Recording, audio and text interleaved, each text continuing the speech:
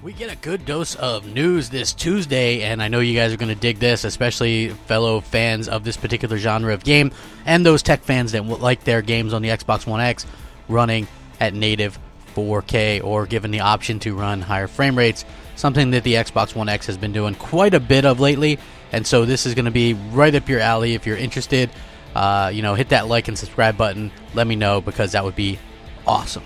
What's up, everybody? Crapgamer here with Crapgamer Reviews, back with another video.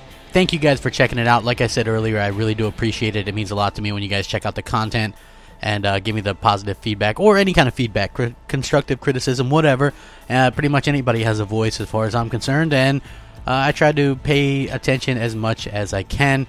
You guys are the best, and I appreciate all the positive and negative and constructive all over, even on the ones that I get on Xbox Live. So, Ancestors Legacy, which is an RTS. If you guys know me, I'm an RTS fan, right? Halo Wars 2 might not have meant much to you, but to me, it was a really good game that I really got into, and it's one of my favorite games. And I know that last year was a down year for Xbox exclusives, but as far as I'm concerned, they had a very good lineup of games, but not spectacular for sure. But they did have a decent to okay lineup of games, and a variety of games, which I think was cool. You know, when you look at an RTS to a racing game like Forza to a side-scrolling like Cuphead to PUBG, pretty decent. You know, nothing that's gonna win, huge awards or anything, but I liked it. So I think that that's pretty cool, and that's what's most important. So anyway, this game, which I've talked about before, is going to be native 4K on the Xbox One X.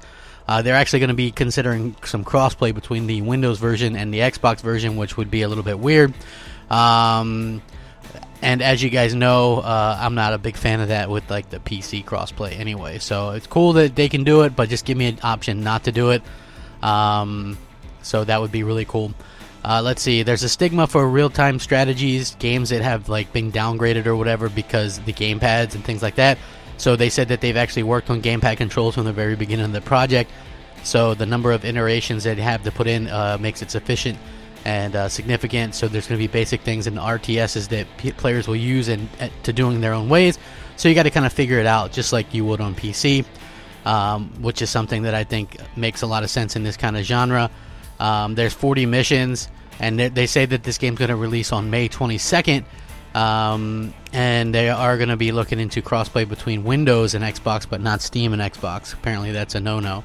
So, this was a really cool thing too. Speaking of the power of the Xbox One X, they were asked, these developers, will there be any changes on the console version, for example, in terms of units on the screen compared to PC? And he says, not planned as of now. Cheers to our tech team, because supposedly they're the same game on PC as it is on Xbox, which is interesting. As far as the enhancements, they say it's already enhanced. They've showed off the native 4K version while showing the game on PAX South in January. It's not like they're reinventing the wheel, but to put it simple, if you own an Xbox One X, you can have either a higher frame rate, more details, or high resolution, or all at once. But probably the tech team would kill them for declaring this, so that's phenomenal. You can have high frame rate, details, and resolution all at once. Holy crap.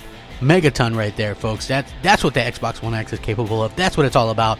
I love hearing that, and I think that's fantastic. You know what I mean? So, of course, here's the question that everybody has to ask a game developer who's not putting a game on PS4. Why did you choose to launch the game on Xbox One rather than, for example, PlayStation 4? What are the odds to see Ancestors Legacy on PS4 in the future? And he says, it's almost too ambitious for our 25 team to create a game on two platforms simultaneously. Once we decided we'll go for it anyways, all the research we've done told us that it's easier to do PC, Xbox, rather than, say, PC and PlayStation 4.